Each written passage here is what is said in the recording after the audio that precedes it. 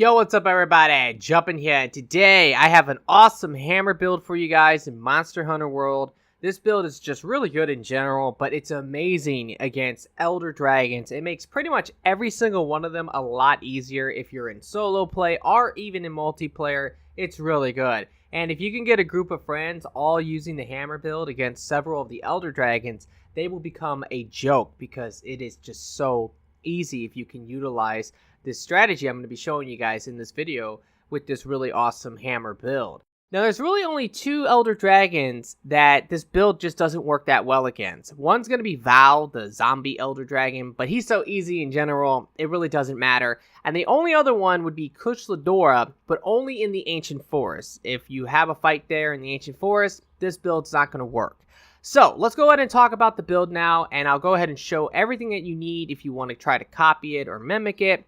But I'm going to go ahead and cut this ahead to the training room, and I'll see you guys in a moment. Alrighty guys, well I'm in the training room now, and I can pretty much talk about this build. I'm not going to do like a hammer tutorial or anything like that, because I'm sure most people watching this will actually know what they're doing with the hammer. They're just looking for a build. But I do want to say the reason why this build is just so good in general against Elder Dragons is because of the amazing sliding attack. I personally think the hammer has the best sliding attack in the entire game. Now, if you're new to the hammer and you haven't actually played with it before, I'm going to show you the sliding attack because it's so epic and awesome. I mean, check this out. You spin around in the air multiple times. Each one of those spins can hit, and on top of that, that final hit will do really good damage. The main thing about the sliding attack, though, that makes it so good is that it actually does a lot of stunning damage, and if you hit the monster in the head multiple times, you will easily knock them on their butt. Once they're on their butt, you can just go ahead and run up to them and do your Big Bang combo, which you can kind of see the damage of what this build can do when I do this. But the Big Bang combo is going to hit really, really hard, and that's really epic. Now, the damage isn't insane on any one particular hit, but it adds up if you actually get the full combo off. And normally, it's best to go for that combo once the monster falls down. And that's kind of the whole idea of the hammer. You're going to be knocking the monster on its butt so that you can actually do different combos to go ahead and get a lot of damage. And the Big Bang combo is definitely your best combo for damage. Now, the reason why the Elder Dragons are so easy when you use the hammer is because almost every Elder Dragon fight will have a lot of hills. So if there's a lot of hills, you can just keep doing your sliding attack multiple times. Nertagante is the best example of this. Initially, right away, there's a ton of hills, and you can just keep doing your sliding attack. But another example would be Kirin. If you actually fight Kirin right outside of the camp there's a hill. You can go ahead and just slide all you want and just keep hitting Kirin with the sliding attack. Tiestra, if you fight him on either location, he will always rest right by a hill, so you can just go ahead and slide all you want. And when it comes to Kuchladora, in the Elder Recess, there are hills. Now, initially, there's no hills, but you can always just lure her to a hill and then start doing the attack. In the Ancient Forest, you're not going to be able to do that, though, so this build really doesn't work well in the Ancient Forest. And same with Val. If you fight Val, you're not going to be able to really do the sliding attack a lot because there's really no hills. So those are why those two dragons aren't really good with this build, but the rest of them are really good just because there's so many hills that you can slide, and you can keep knocking down the Elder Dragon and keep doing your Big Bang combo on his face. And it just makes it so easy. It's so much fun, too. Like, honestly, doing the sliding attack is a lot of fun, at least in my opinion.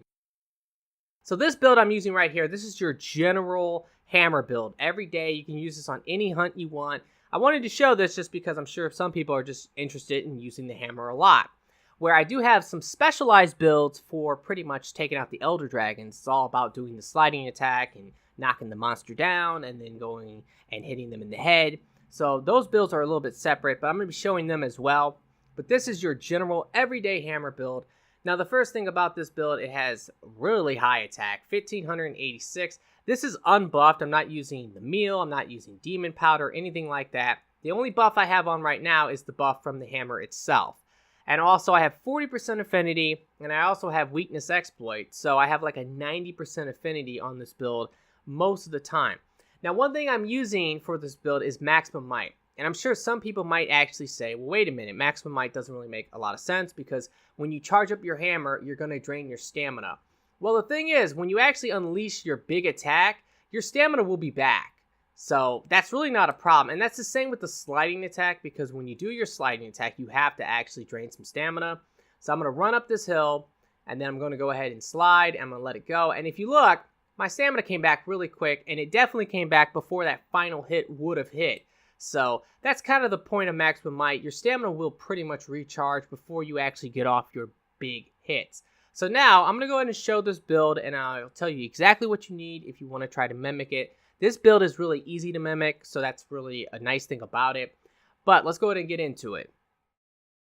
Alright, so the first thing I'm going to show is just everything I have on this build. I have 5 critical eye, 4 attack boost, 3 weakness exploit, 3 maximum might, 1 critical boost, 1 flinch free, 1 protective polish, and 1 non-elemental boost.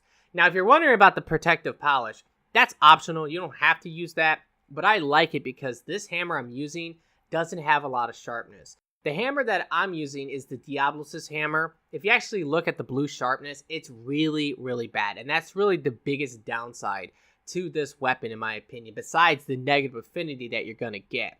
But the main thing that you're going to get in exchange is a lot of base attack. And that's going to dramatically increase your attack. This is definitely the hardest hitting hammer of them all. I've tried a bunch of different ones, and this was the one that I definitely liked the most. The augmentations that I recommend is attack, which actually will add a lot of real damage. I believe it's like 50 real damage that you'll get off of that attack increase.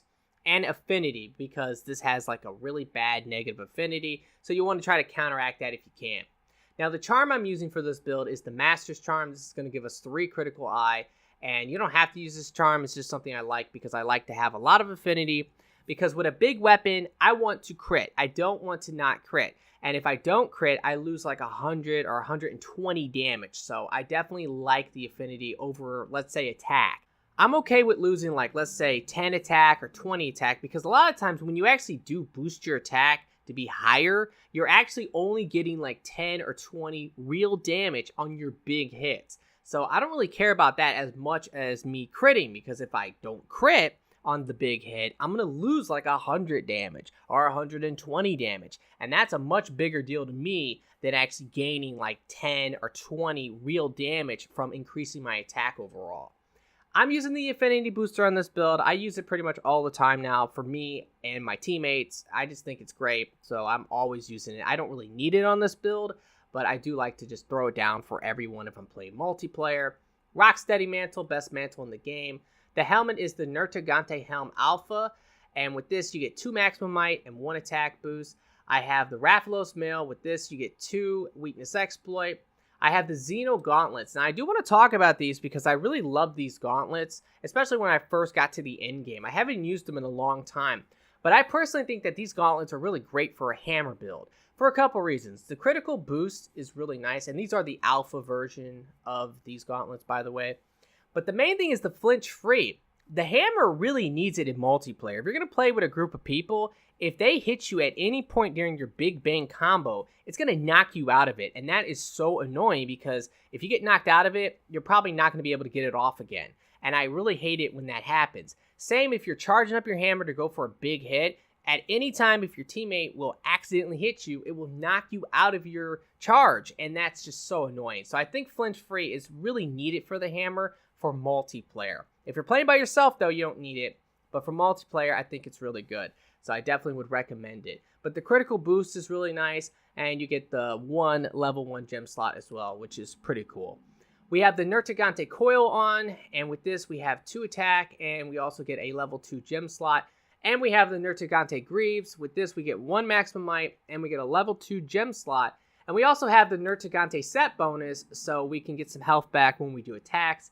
And that's always nice. It's not the best thing in the world, but it's definitely not bad either.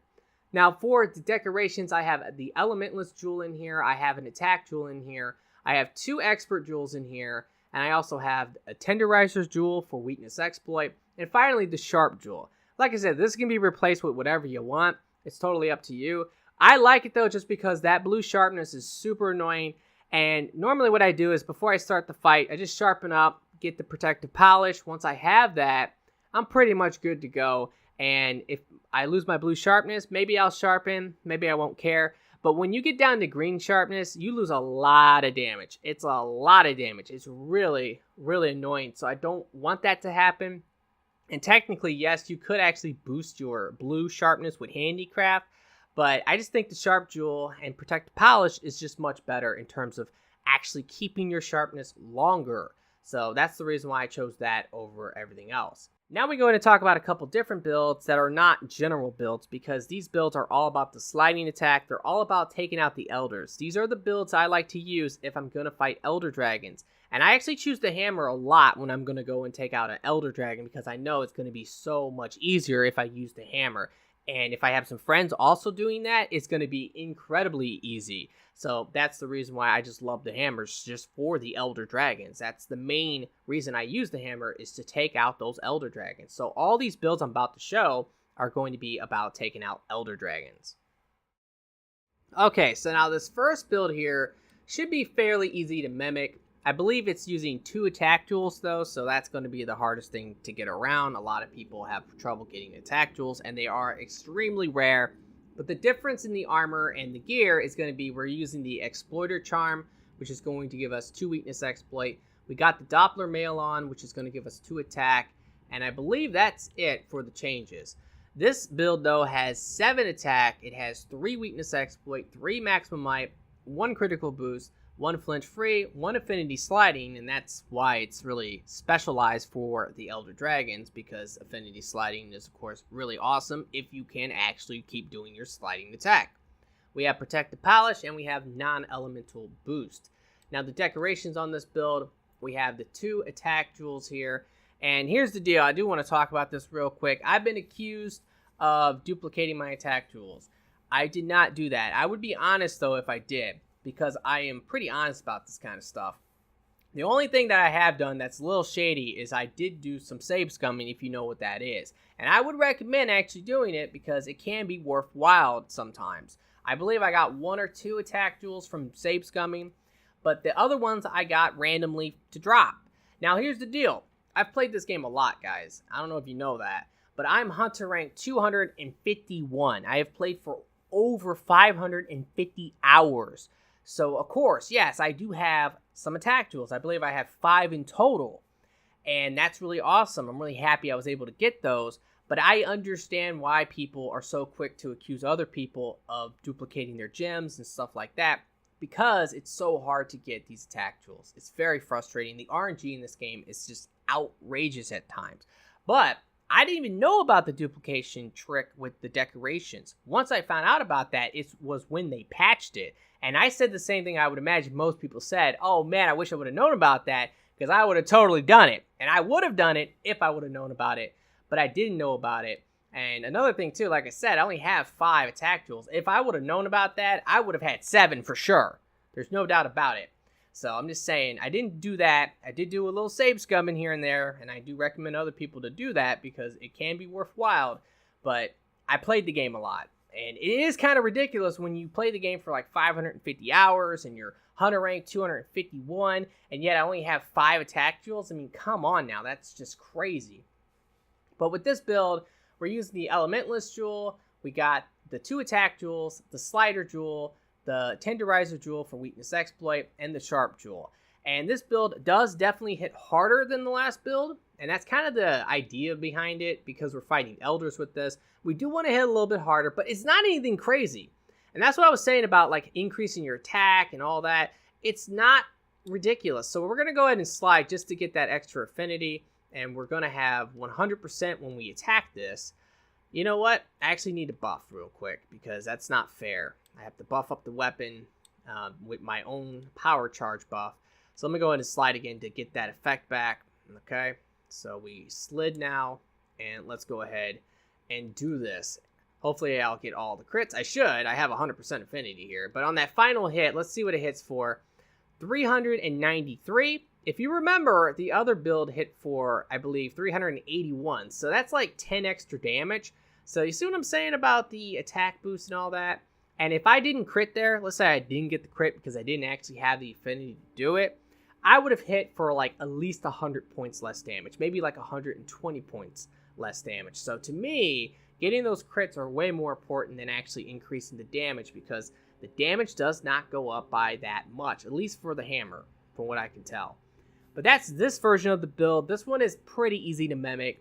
The only thing I have in here is the 2 attack jewels. You don't have to have the 2 attack jewels, though. I would say that much. You could replace one of the attack jewels with a fortified jewel or maybe a grinder jewel if you want speed sharpening. So you don't have to have the 2 attack. And everybody should have 1 attack jewel. I believe you get one for free anyway. So I'm just saying, like, you don't need the 2 attack jewels to mimic this build. Now, the next version of this build is going to be a white sharpness version of the build. Now, this is going to be the hardest hitting one. I believe this is probably the hardest one to actually mimic because with this one, you will need 2 attack jewels. I really do think you should have 2 attack jewels if you want to make this work. But on this build, we have 5 attack, which you don't need 5 attack. You can always have 4 attack. We have 4 handicraft, 3 weakness exploit, 2 maximum might, 1 critical boost, 1 flinch free, 1 affinity sliding, 1 protective polish, and 1 non-elemental boost. The difference of the gear, there is some difference here. We have the Mighty Charm on, which is going to give us 2 maximum might.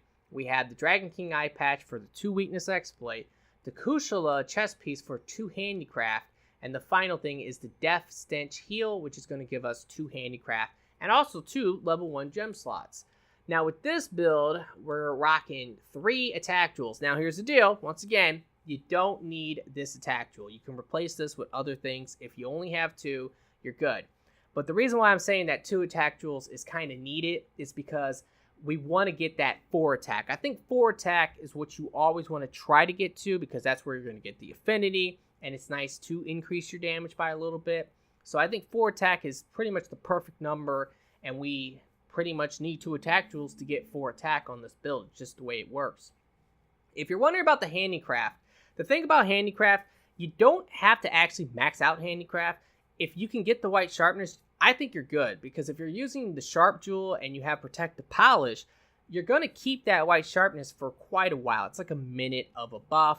So that's really cool. And once the white sharpness runs out on this build, which it will, it's really not a big deal because you have so much more blue sharpness. You will pretty much keep that blue sharpness the entire time, okay? Like for the remainder of the fight, at least until the monster runs and you have the opportunity to sharpen for free again.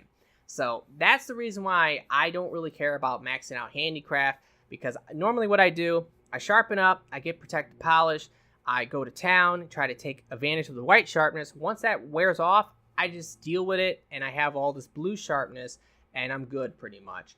But the decorations in general, we have the elementalist, the slider, the tenderizer, the attack jewel, the sharp jewel, and we have the 2 attack jewels down here.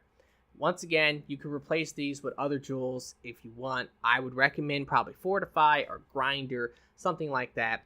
I guess I'll show the damage of this build real quick because it is the white sharpness version of it.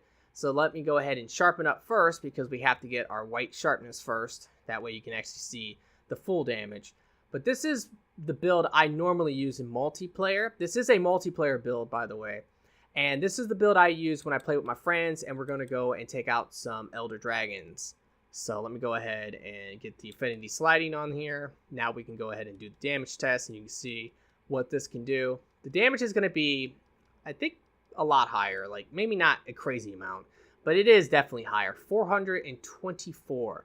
So that is definitely a lot better, and it is nice. But once again, you're going to lose that white sharpness. It's going to happen. And once you do, it's really not a big deal because you have so much blue sharpness. Now, the final build I'm going to show here is the solo hammer build that I like to use. And this is going to be the build I'm going to be using in this video for the gameplay. Now, I'm using the Mighty Charm. I believe everything is the same.